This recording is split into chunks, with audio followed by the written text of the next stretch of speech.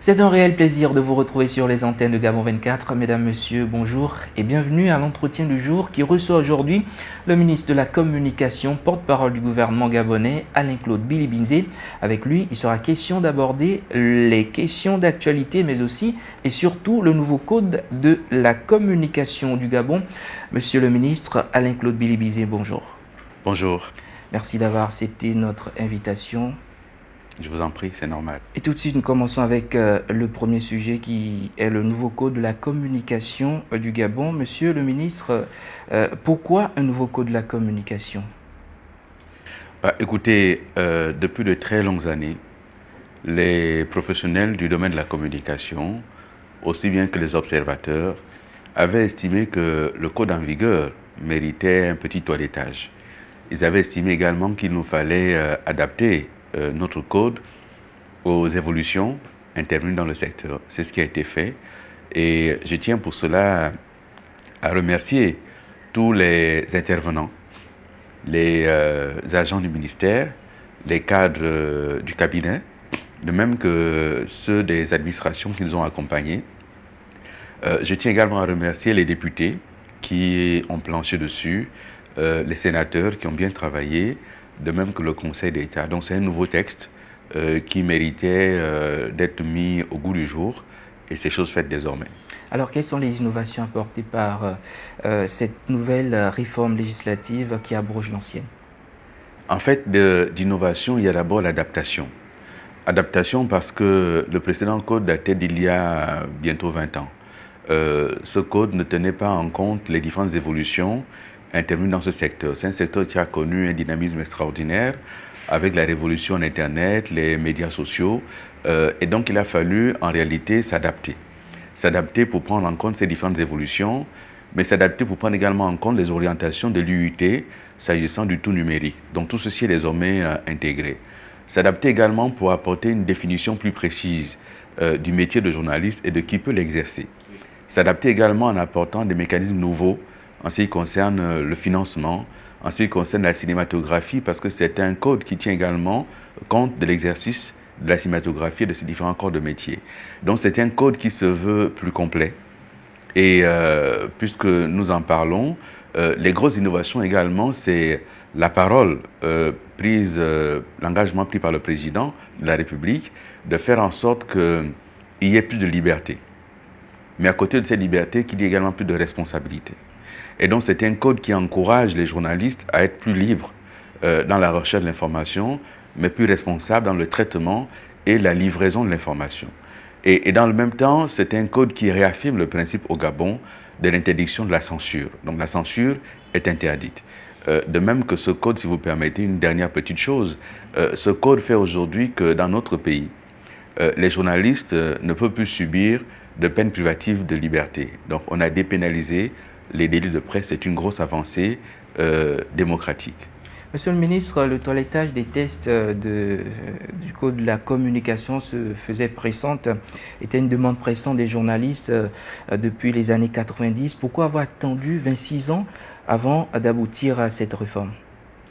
Non, nous n'avons pas attendu 26 ans. Il y a eu, depuis 90, un certain nombre d'autres textes qui ont fait avancer la communication. Oui. Le code qui vient d'être abrogé date de 2001, donc il y a quand même des grosses avancées également. Mais il est vrai que mes prédécesseurs, il faut leur rendre hommage, ont travaillé. On travaillait à faire aboutir un certain nombre de réformes. Avant l'adoption du présent code, il y a eu des tentatives d'ordonnance, notamment avec Madame Denise Mekam qui m'a précédé à cette fonction. Et je pense aussi que le nouveau code doit beaucoup à son travail. Donc il faut pouvoir rendre hommage à ceux qui ont travaillé avant. Il y a seulement que maintenant les conditions ont été réunies et peut-être également la perspective de l'élection présidentielle a amené les acteurs à comprendre qu'il était important, dans le contexte qui est le nôtre aujourd'hui, d'intégrer les nouveaux médias dans la question du code de la communication et leur prise en compte s'agissant des prochaines échéances électorales. Alors, Monsieur le ministre, une question va revenir sur un sujet que vous abordiez à l'instant.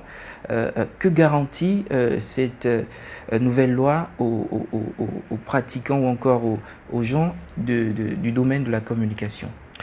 Il faut savoir que le code de la communication réaffirme d'abord le principe de la liberté de l'information. C'est un droit reconnu par la Constitution. Et donc, de ce point de vue, c'est d'abord le public qui est concerné. Le public a droit à l'information, le public a droit à une information de qualité. Et donc, par le code, on donne aux journalistes, qui sont les praticiens de l'information, les outils indispensables pour aller rechercher cette information, la traiter et la livrer. Mais également, leur apporter la protection nécessaire. D'abord en identifiant qui est journaliste, donc on réaffirme le principe de la carte de presse. Oui. Et dans l'environnement qui est celui de la communication au Gabon, nous avons donc le ministère de la Communication, nous avons les organes de régulation, nous avons la Commission nationale de la carte de presse et nous avons des entités. D'accord? Donc cet ensemble de choses fait qu'aujourd'hui, le journaliste évolue dans un environnement beaucoup plus rassemblé, mais plus identifié, mais un environnement qui garantit toutes ses libertés. Mais évidemment, à côté de ces libertés, il y a la responsabilité, et ça fait partie de la charte des journalistes, une charte d'engagement. Oui. La responsabilité de ne pas déformer l'information, de ne pas faire recours aux manipulations, aux mensonges, de ne pas distiller les messages de haine ou de division. Tout ça est fixé dans le code de la communication.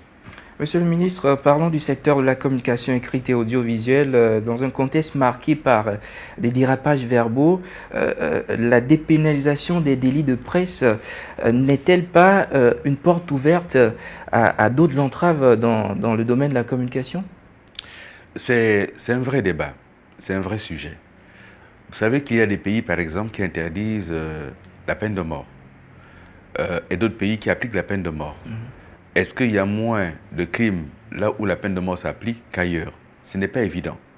La question aujourd'hui, c'est en quoi est-ce que le fait de mettre un journaliste en prison empêche qu'il y ait des dérapages? Il faut au contraire faire en sorte que les gens soient plus responsables et amener les pouvoirs publics à veiller d'une part à la formation, d'autre part à l'environnement dans lequel le journaliste évolue et l'amener à ne pas faire de dérapage. Naturellement, dépénaliser les délits de presse au sens où les gens ne vont plus en prison ne veut pas dire qu'il n'y a pas d'amende, ne veut pas dire qu'il n'y a pas de censure, il y aura toujours des censures. Et parlant de formation, quelles sont les démarches déjà initiées par le ministère de la Communication?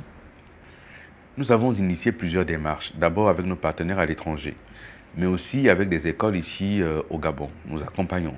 Nous avons tenté une expérience qui n'a pas été concluante avec l'université. Nous allons essayer à nouveau d'autres démarches pour continuer à explorer les pistes de formation. Mais dans tous les cas, nous avons engagé des séminaires de formation avec l'UNESCO, avec les Nations Unies pour les journalistes. Monsieur le ministre, le Gabon se situe actuellement à la 100e place du classement de Reporters sans frontières, le classement de la liberté de la presse, je veux dire. Pensez-vous que cette nouvelle loi permettra au Gabon de remonter la pente? Bon, d'abord, Reporters sans frontières est une association, une ONG, qui fait un classement qui n'est pas universel. Ce classement ne s'impose à aucun pays. C'est la vision de Reporters sans frontières. Et c'est un classement qui est contestable. Et que de toute façon, moi je conteste. Dans le contexte gabonais actuel, il ne me semble pas qu'il y ait des problèmes de liberté d'expression au Gabon, ni de liberté de la presse. C'est un classement qui n'est pas juste envers le Gabon. Ensuite, la loi que nous avons prise a vocation d'abord à faire en sorte que le journaliste exerce pleinement son métier dans un pays libre et démocratique qu'est le Gabon. Et peu importe ce que pense Reporters sans frontières, notre loi, elle a évolué et dans le bon sens. Monsieur le ministre, si vous le permettez, nous allons aborder d'autres points d'actualité. Dans le journal français Marianne du vendredi 1er juillet 2016, Pierre Péan consacre 5 pages entières au chef de l'État gabonais Ali Bongo Ondimba sous le titre « Ali Bongo Ondimba, le faussaire ». L'écrivain prend sa plume pour déverser son flot d'attaques contre le président gabonais dans un article au Vitriol. Qu'en pensez-vous, monsieur le ministre? Quelle est votre réaction? J'ai eu l'occasion de rencontrer M. Péan. M. Péan a sorti un premier livre sur le Gabon dans les années 80, Affaires africaines.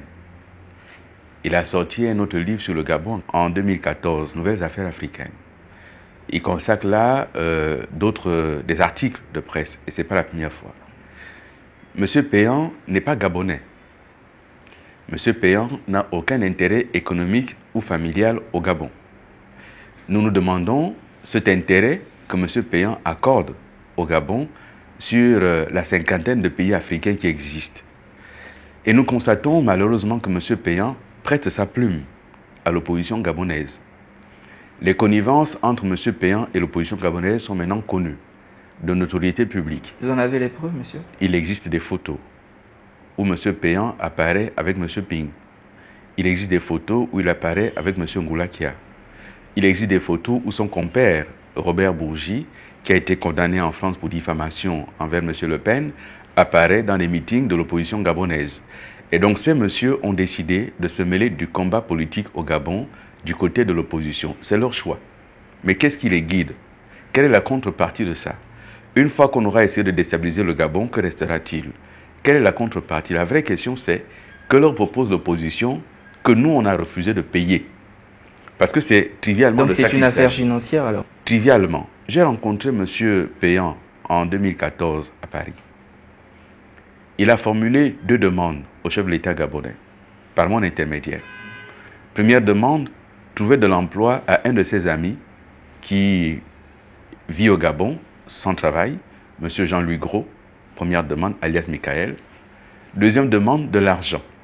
Et dans tous les cas, le chef de l'État gabonais a refusé de se soumettre à ce chantage. J'ai des preuves de ça. Il y a des traces mails qui existent sur ma boîte de M. Péan à moi. Ces demandes ont été formulées également. Donc, c'est simplement du chantage parce que Ali Bongo a refusé de continuer à donner des mallettes à toutes ces personnes qui viennent au Gabon prendre de l'argent et qui ne l'investissent même pas au Gabon.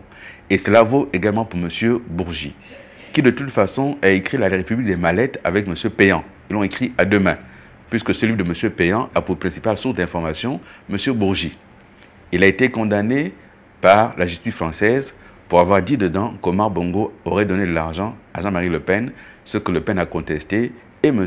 Bourgi a été condamné. Et le voici en train de crier partout que Ali Bongo va perdre le pouvoir. M. Bourgi n'est pas électeur au Gabon. Il n'est pas gabonais. En quoi le débat politique gabonais le concerne-t-il? Donc voilà des questions qu'on se pose et nous disons simplement qu'Ali Bongo ne cédera pas à ces chantages. Monsieur le ministre, tout porte à croire que Pierre Péan en a fait de la filiation du président de la République gabonaise Ali Bongo Ondimba une affaire personnelle. Y a-t-il anguille sous roche ou pourquoi cet acharnement? Mais je viens de vous le dire, le refus d'Ali Bongo de céder aux pressions de M. Péan. M. Péan a écrit plusieurs livres sur l'Afrique et il a été poursuivi à plusieurs reprises. Vous prenez le livre qu'il a écrit sur le Rwanda. Il a été poursuivi en France par SOS Racisme pour propos racistes.